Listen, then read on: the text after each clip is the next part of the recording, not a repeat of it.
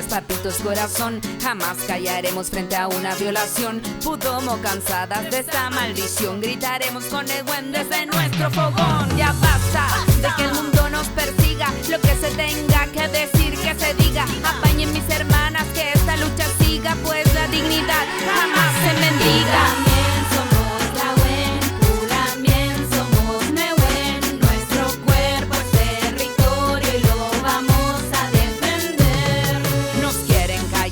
Lo lograrán ocultar su vergüenza, esconder la verdad. No dieron la talla en este güey chanamulete que ayudó moal.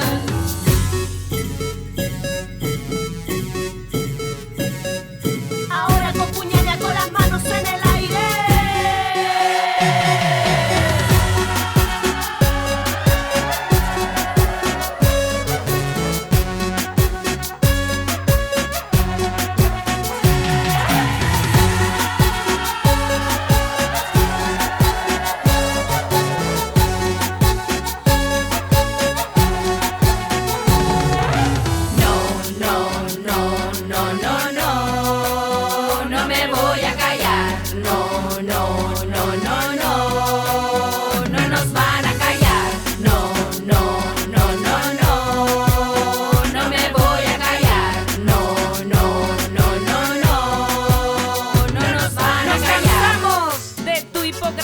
La culpa es del gabuza, la culpa no es mía. El que ensucia el huaychan es la manzana podría y no la lamien que lucha día a día. No calles lamien, tú tienes newen. Debemos luchar por el cume felén. Mujeres poderosas de todo el Gualmapo, mulete que ayudamos a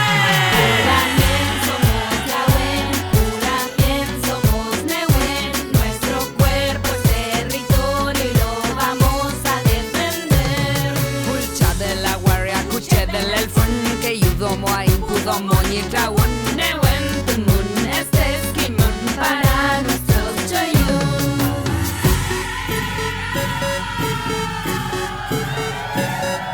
Ahora con puñalada con las manos en el aire.